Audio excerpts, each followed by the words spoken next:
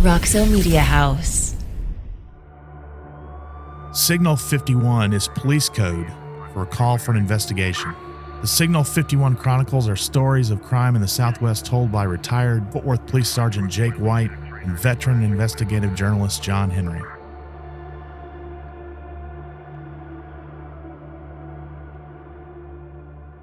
Good afternoon from the Roxo Studios in Fort Worth.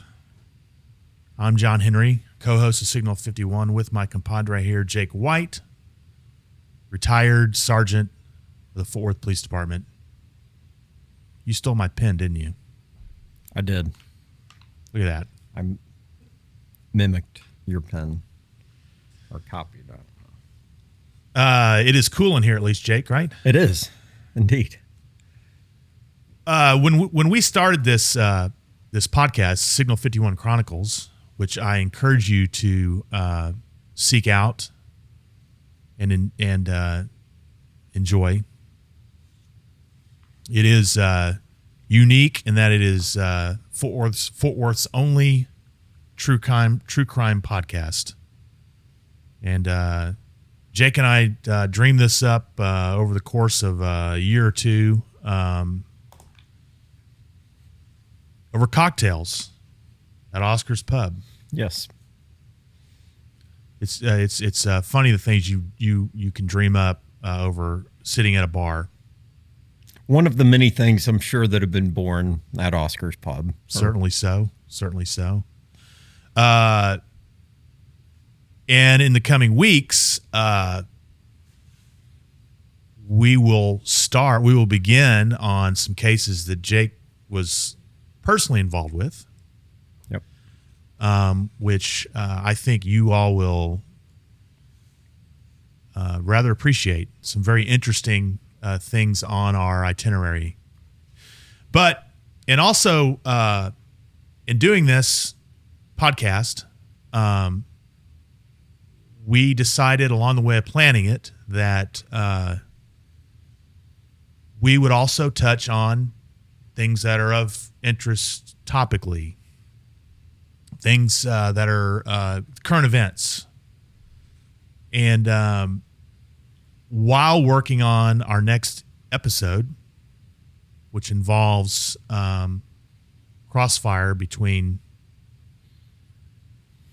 bad people shooting at each other. Rivals of the underworld. Yes.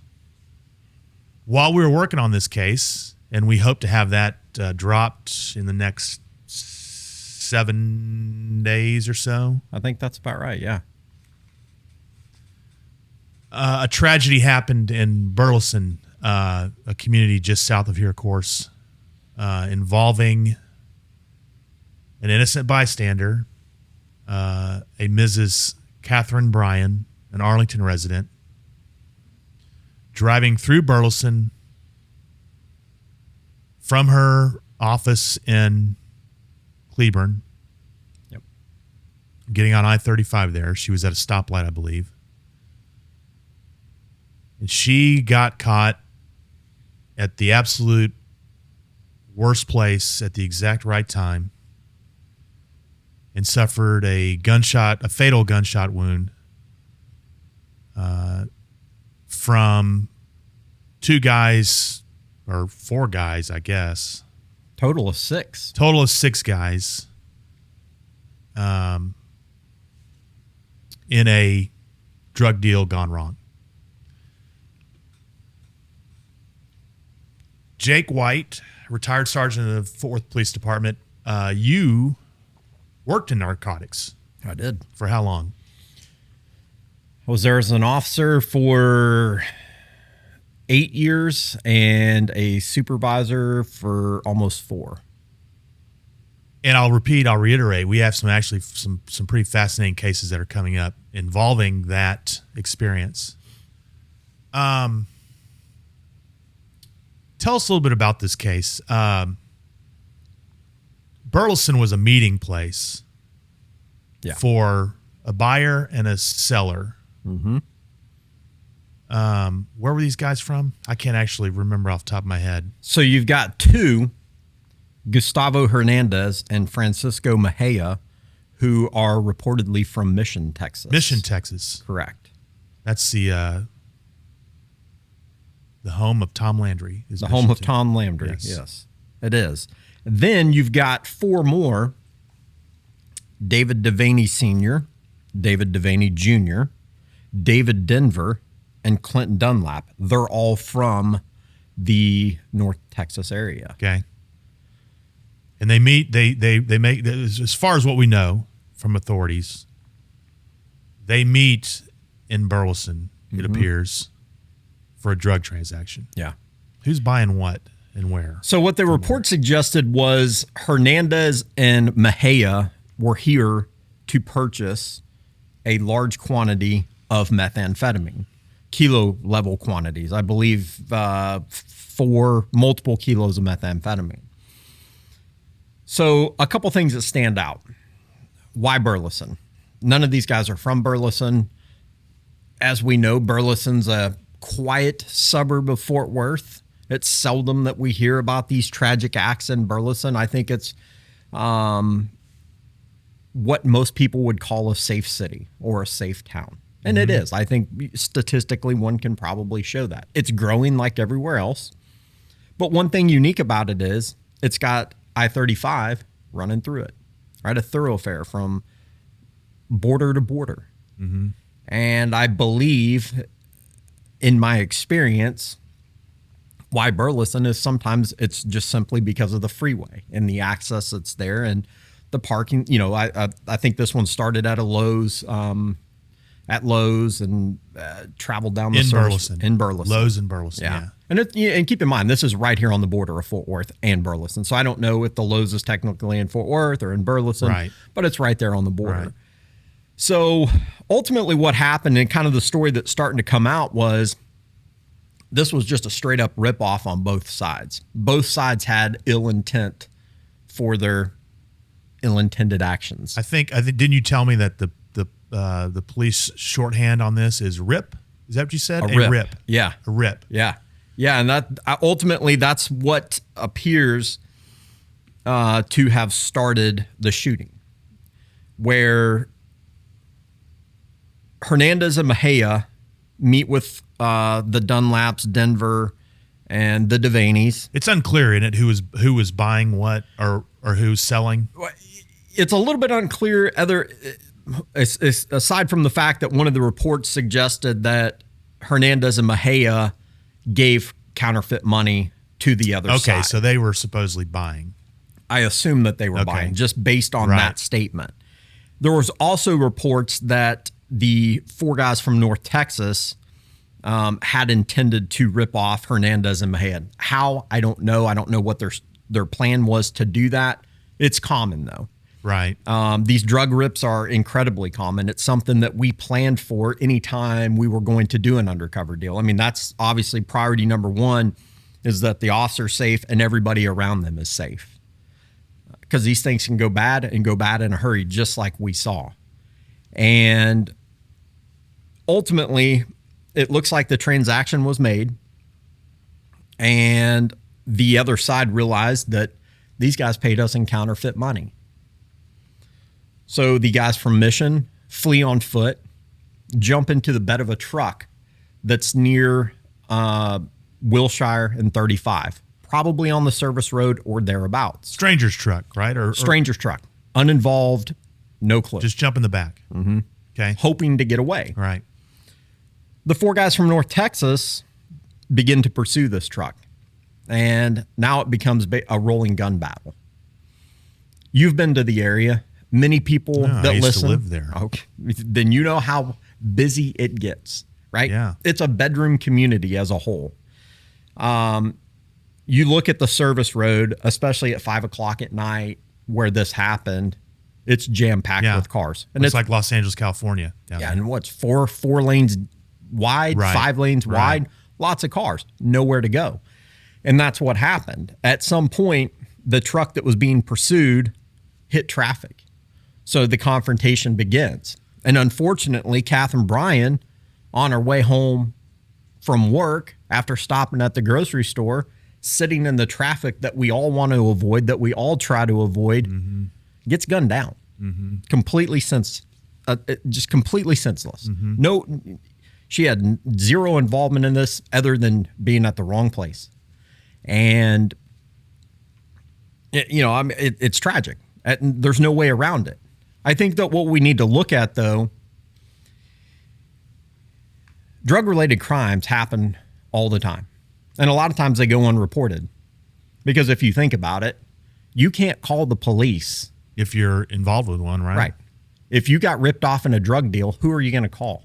There is no one to call. Right. You can't call 911 and say, hey, I was coming down here to buy a kilo of cocaine and ended up buying a kilo of baby powder. Yeah, I bought some bad drugs. I bought some bad drugs. There's nothing you can do. So oftentimes... And I gave them counterfeit money for it. Exactly. This is the result, right? It's the violent interaction. It's the old Wild West, just right there. Yeah. Yep. The old Wild West right there. And so when we look at this, though, I think one of the things that's important, violent crime undeniably is on the rise. Here, Yeah, it is.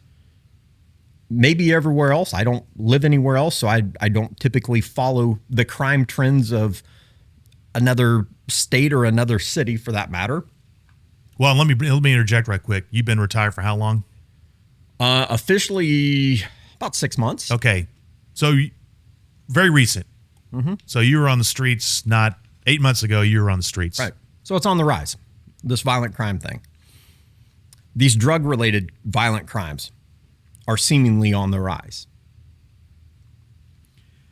When we look at these suspects that are involved, one of the things that stood out to me was, were they already on the radar? Were the police already, did the police know? Because for this kind of violent interaction, you've got one side traveling a long distance. One can only assume that it was for a large amount of drugs. Okay. Whenever somebody is a supplier of a business, right? Is that what we're kind of talking? Yeah, more or less. Yeah, exactly. Yeah. So when you look at somebody on that level, somebody in this drug game on that level, law enforcement oftentimes knows about them. All right, let me interject again right quick, if you don't mind. And I'm asking you a question. There's this presumption that police just randomly, screw with people on the street. It's a beat. It's not unlike a reporter's beat where you have your sources. You use those sources to gain information. And you write about those. Police do the same thing, right? I mean, they're not just going down the street and going, "Oh, hey, he looks like a bad guy. Let's just jack with him." That's not what happens. Probably does at times, but As a whole, yeah, you're correct. Historically, who the bad guys are. Historically, things have transitioned. I don't know if it's everywhere. Things have transitioned. There was a concept 2 decades ago when I first started that you had your beat and you took care of your beat and you knew who the bad guys were and you knew who the good people were. Yeah. And you knew. And the good people were telling you who the bad people were. That's exactly correct. Now, I do think there's a shift away from that right now. I do think that when you look at what's going on with crime, at least here locally, there does seem to be an element of the police may not know who is who and the difference between good and bad, which is unfortunate because there's this idea, and the police's response often to a crime problem and what can be defined as a hot spot is much like fishing with a net. So when you fish with a net, you get your big ones, which are the ones you want, but then you get all those little ones, all the junk fish that you had no intentions of catching. That's not how the police should operate. That's not the desired response to a crime problem. The desired response needs to be, hey, police, you need to go target the ones who are committing the crimes. The ones who are driving through their neighborhood should undoubtedly be able to just simply drive through their neighborhood. But again, when we get to this concept where either A, the police are incredibly understaffed, I don't know, Or B, perhaps there's a unspoken of work slowdown where the police are frightened to do their job. The criminals who need to be targeted by the police are not getting targeted by the police. So, kind of going back to this case, if these guys, who knows where these four from North Texas are from? They could be from here. Who knows? I don't think. I think a couple of them were from Joshua. They were in that northern Johnson County, right on the border of Tarrant County. So area. The question you're raising is, did law enforcement know about these guys? It's a good question. I mean, what I do know, and 100% hats off to the cops in Burleson. Yeah, they seem to wrap their hands around this real quick. Yeah, I think they had all 6 of them in custody within 24 hours, which is phenomenal. Yeah. That's that around the clock work thing that we've talked about, right? That's where we've brought it up in several of our podcasts where those are the times where those cops aren't going to sleep. Right. They're not going home until this box is checked, till this warrant is signed, until this person is in custody, whatever the case may be. And it's clear. I mean, you are looking for a needle in a haystack, and they found it times 6. Mm-hmm. So phenomenal, absolutely phenomenal work on their part. Again, you're looking at Burleson, a city where, in essence, was completely uninvolved. Mm-hmm. They had this problem that was dumped on them. Were the other 4 guys already targets of the police? Right. Where in the old days, they probably would have been.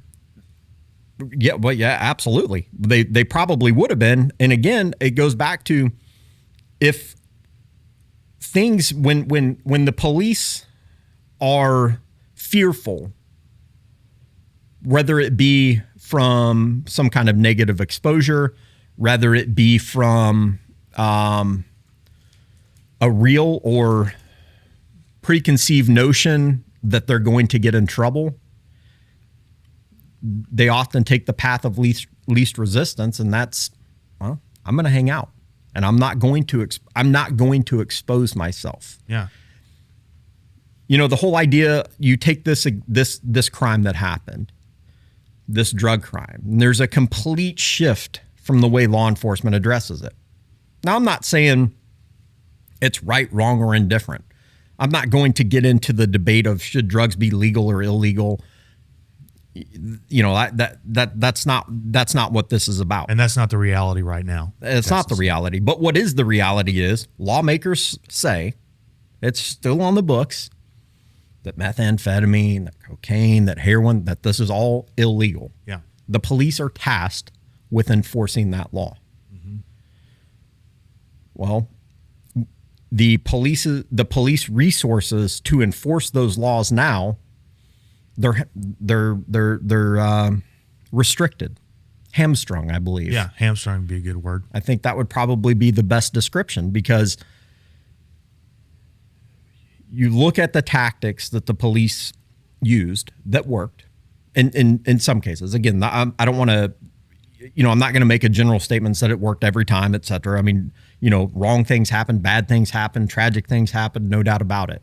But now basically nothing's happening except for the fact that some lady coming home from work in Cleburne, driving to her house in Arlington, gets shot and killed. Now, again, I'm only assuming that Devaney, that David Denver, that Clint Dunlap, I'm only assuming that the police probably knew who they were, and not the police in Burleson. These guys weren't from Burleson. But if there were investigators who knew that these guys were involved in this activity, would this have happened? If they're incarcerated, they'd be off the streets, right? They'd be off the streets.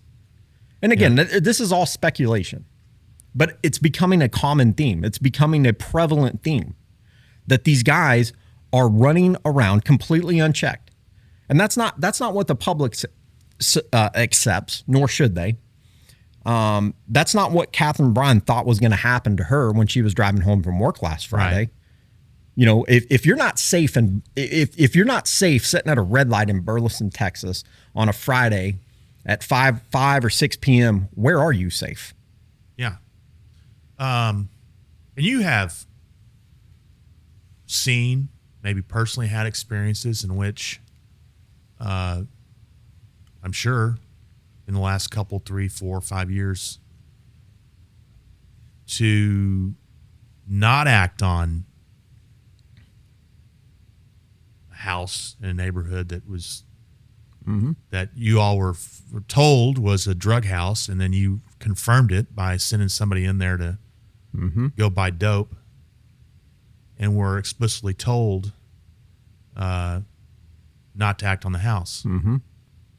You know, I don't. It doesn't take a rocket scientist, you know, which I'm certainly not, to know that drugs are responsible for a large majority of this type of violence. They are. And I think the other thing to that, though, they are, no doubt about it. But the issue I have, the example you just discussed, and many others, those are calls from people in the neighborhood saying, hey, police, can you help me? Because I've got my kids or my grandkids or my nieces and nephews coming over to my house, and they can't play in the front yard because you've got a dope house that looks like a 7-Eleven 24 hours a day. Yeah. They want that problem to go away. Well, we live in a violent world, unfortunately, and the people who are tasked with doing that, the police, should go address that problem.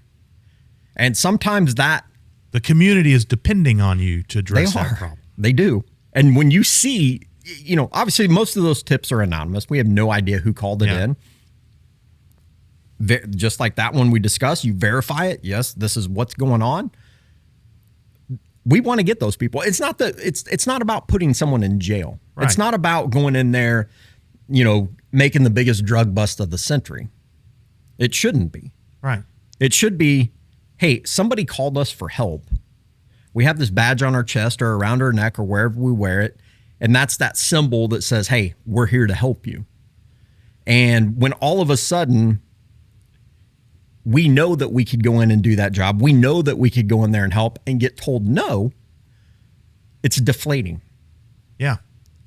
So it makes you want to retire early from the Fort Worth Police Department.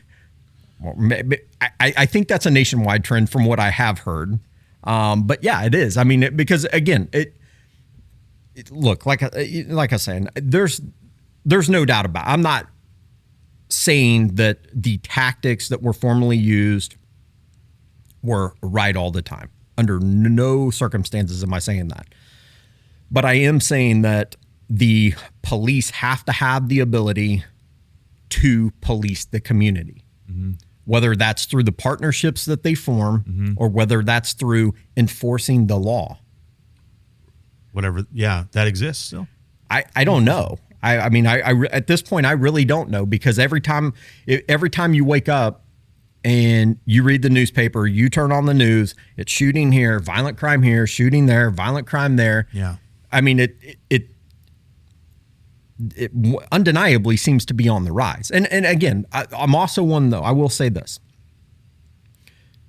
The police can't arrest their way out of a problem. They can't solve certainly crime problems by arresting everyone. It is bigger than that, but things can't go unchecked, because when things go unchecked, Mrs. Catherine Bryan gets killed. Exactly. And I think that's something that needs to be looked at. Were these guys targets? Were they already known drug dealers? Yeah. And if they were, maybe there's a reason they weren't in custody. I'm not saying that just because they were known drug dealers that they had enough to arrest them, but this is the stuff that happens. They stay on the streets, and ultimately they're involved in violent crimes. Yep. It seems it's just a matter of time. And you got a wife, a mom, lady that had a 43-year career. Yeah, about to retire. And actually enjoy life. Not okay. Not okay at all. And you know, and who knows what the resolution to this is. Who knows, you know, what things look like 10 years from now. Again, like I said, I'm not in a position to say that this law is good and this law is bad. But what I do know is that when the law's on the books, the police are there. They're law enforcement. They're there to enforce the law, and to do it justly, and to do it right, and to, you know, not, you know, certainly not do it in a heavy-handed manner, or, come in, swarm a neighborhood Yeah. and just say, hey, this is a high crime area. Anybody here is a criminal. Because Right. the reality is in high crime areas, about 0.1% of the people there are criminals. The Right. other 99.9% of people are good people, hardworking certainly. people. So again, it's not, to me, it's not a matter of not being able to go in the community and to get the people out that need to be out, or whether it be through rehabilitation, whatever the manner is. Again, some people just have to go to jail. That's the reality. Some people aren't going to be rehabilitated, in my opinion. They can't operate in society. Yeah. I mean, that's just the bottom line. But when the police are fearful of doing that because they're fearful of losing their job, or they're fearful of anything they do, one wrong step in an event, and it doesn't even have to be tragic, it doesn't have to be jaw-dropping, it doesn't have to be anything more than a minor mistake, erases all that good work that they did. Right.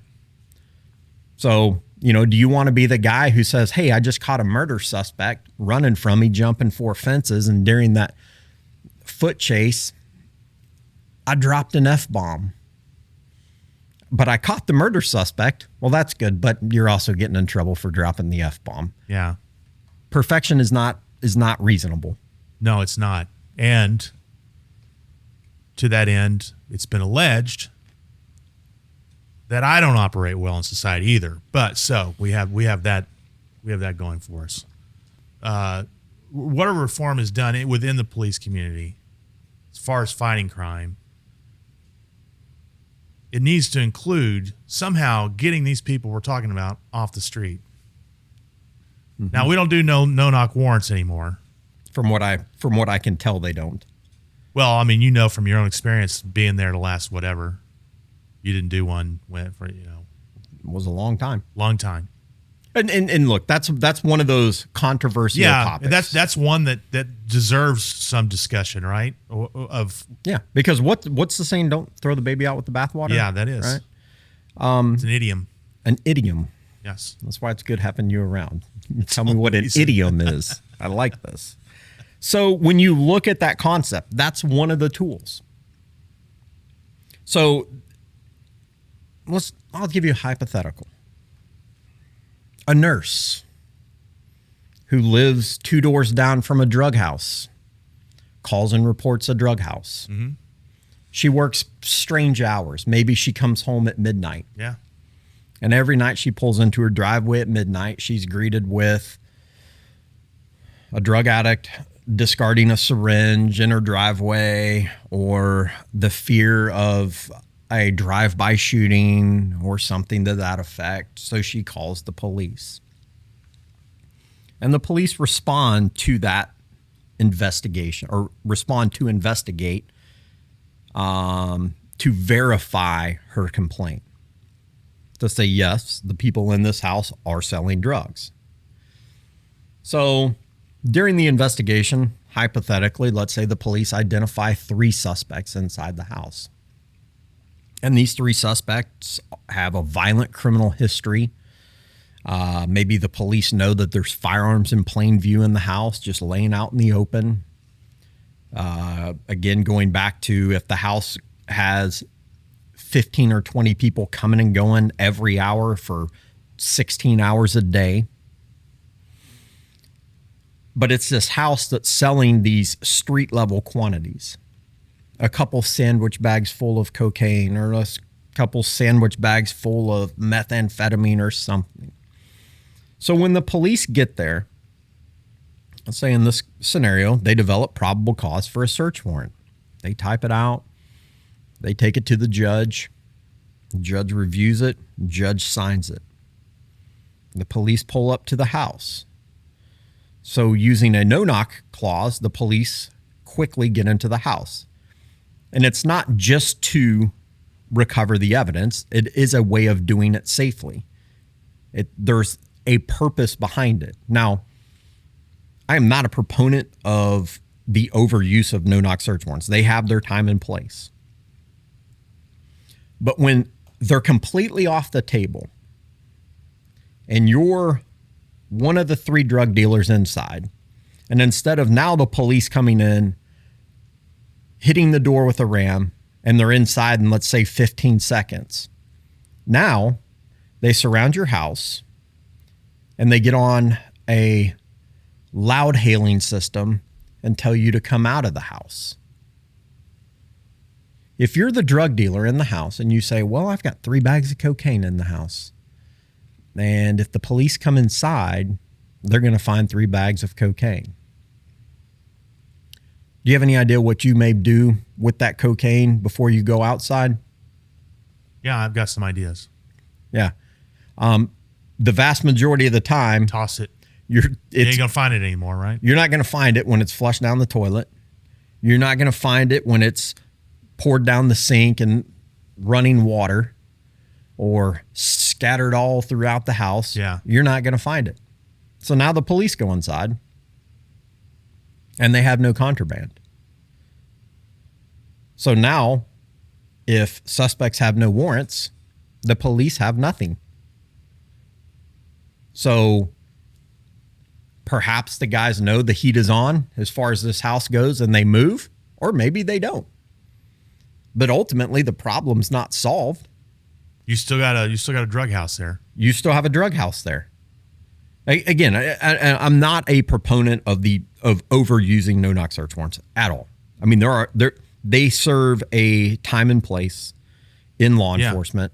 They're not needed on every single drug investigation, period, end of report, but there are times. But now there's so much pressure, there's so much focus, there's so much emphasis put on this that I don't know what the response is at this point. I'll tell you right now, we tried it. We tried because we don't know what we don't know. We only assumed that the suspects in these drug houses would destroy the evidence. But we had to give it a fair shot. I'm not really even exaggerating much on this story I'm about to tell you. It was not even a year ago. The police pulled up to the house just like I described. They surrounded the house. They're caught doing the loud hailing. This is Fort Worth police, come out of the house. And this goes on for 3, 4, 5 minutes.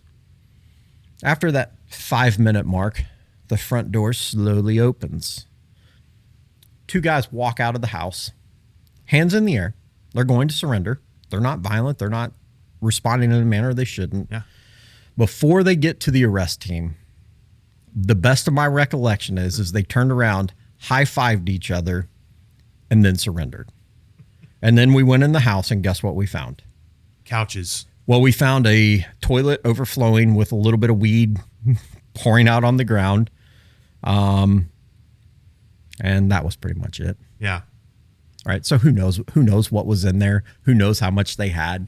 And you know, maybe I'm not saying maybe they didn't have anything in there, maybe, you know, whatever, but it doesn't work. They weren't high-fiving for nothing. I don't think they were. I really don't think they were high-fiving for nothing. It wasn't because somebody hit a walk-off home run. I can assure you when the Rangers game. Well, I don't know. I mean, maybe that is like a walk-off home run though, right? Well, that would be. I mean, I would say, yeah, I don't know. Thank you guys for giving us this opportunity to throw all this shit away. Yeah. Okay. Thanks for serving it up, man. Well, whatever the case, and reform of some kind is on the way, and at this point it really needs to be, because this political paralysis that the police is under at the time is doing no one any good. Not the police, not the citizens they're charged to protect, and we need to get these people off the street and have proactive police force doing that. To the family of Mrs. Catherine Bryan, I know Jake shares in telling you that we're delivering our condolences to you. This is a senseless crime that probably should not have happened, and may her death not be in vain, and may it be an example of why it is imperative that whatever reform is to occur, it needs to include getting these kinds of people off the street. Mm-hmm. Jake and I will be back. Like we said, we think about a week's time we'll be dropping episode 4. The underground of Fort Worth.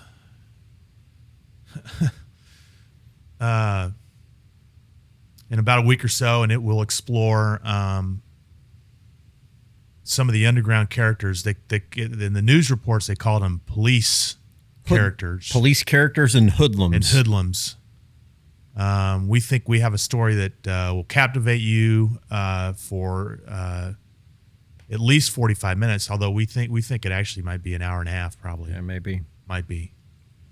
So until then, we thank you for your attention. We hope you're enjoying so far the first 3 episodes of the Signal 51 Chronicles. We understand that some of the content is sometimes difficult to listen to. But in the end, I was very excited that our viewership got to see my piggy bank. Yes. In episode 3. Yes. If you have not seen it, go like our Facebook page, the Signal 51 Chronicles. We're also on Instagram, YouTube. Get us where on all and YouTube, and and we're on every platform. I'm not well read enough to tell you what all those platforms are. Same here, but my expertise is in this stuff, and but if you Google us, we'll pop up. Give us a like, give us a follow, and we will see you again in about a week. Thanks. Thanks.